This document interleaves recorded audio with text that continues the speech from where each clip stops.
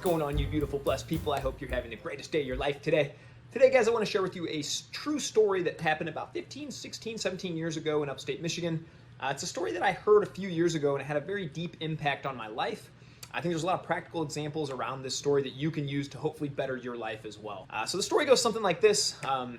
There's two boys playing in upstate Michigan. One of them falls through the ice as they're just horsing around out back in the woods playing, and one of them slips through the ice.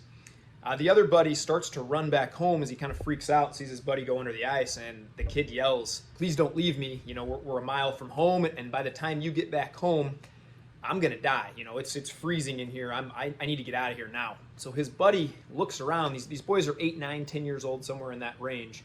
His buddy looks around, doesn't see much that he can help. He doesn't want to get too close because the ice is shattered. He's afraid he'll fall in too. So all of a sudden he spots this massive tree. He climbs up the tree and rips off this big branch that was kind of low hanging, and he drags this massive branch over to that lake, has his buddy grab one end, and he rips the guy out. Saves his buddy's life.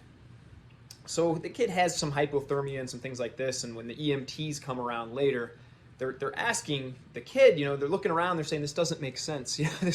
This boy literally weighs 65, 70 pounds. That tree branch is 100 pounds. How in the world did he go up there and rip that thing down and drag it back? It just doesn't add up. So all the EMTs and everyone are questioning him, and they're looking around, and they can't figure this out. And this is the part of the story that really hits, is one of the older, wiser EMTs that's been around for a long time. Then he looks at everybody, and he says, "I know how the boy did it." So everything stops, and everybody kind of looks up at him, and they say, "Well, how?" And he says, "No one was here to tell him he couldn't." Everybody kind of, woo, that one kind of hits, right? No one was there to tell the boy that he couldn't do it. And so, when I first heard this story, it was really powerful to me to think, what could I accomplish if I didn't have these other voices in my head telling me of all the things I couldn't do? And so when I really start to think about that, and I hope that you do the same thing, is what could you accomplish in your life if you didn't hear the voices? I think we all have a vision put on our heart, that we think we know the area that we want to go, that we're capable of more than we're doing right now. We want to get to this area, but oftentimes, and it comes from a good spot sometimes, family members, friends, it's a little too dangerous. Others have failed before. It's not safe, not wise during a pandemic. We hear all the no's. We get really fired up about taking on the new challenge, writing the book, getting ourselves in shape, getting the promotion at work, all these things, and then all the voices come in. You lack experience. You failed before, not going to do it this time, And oftentimes we listen to those voices, and those voices limit what we're capable of and what we're able to accomplish. What I really had the big takeaway from this story was, you have to really audit and be very mindful of who you're allowing to come into your mind. Now, I'll tell you a really funny story, and Mom, if you listen to this, I just know that I love you to death. But, when I was 20 years old, I drove home. I'll never forget this day.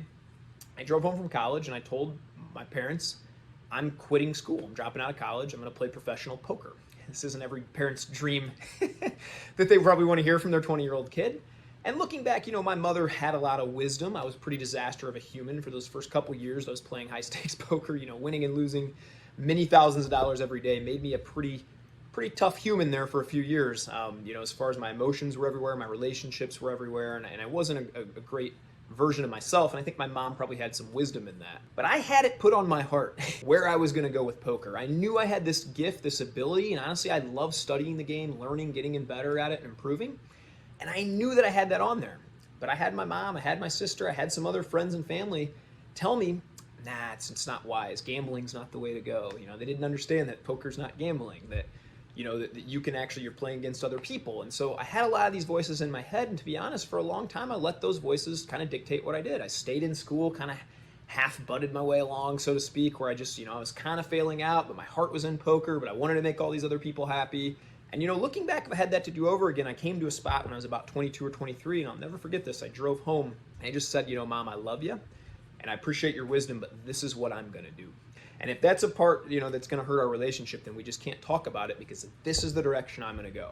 I have this put on my heart. I have this vision for how I want my life to go. I'm not a 9-to-5 guy. I'm not a corporate guy. And this is where I'm going to get to go. This is the avenue it's going to take me. Now, looking back on that, I did end up going back and getting my degree when I was about 30 or 31, and we had kids. And I used my degree to make maybe a couple $100,000 in the corporate world and enjoyed my time there.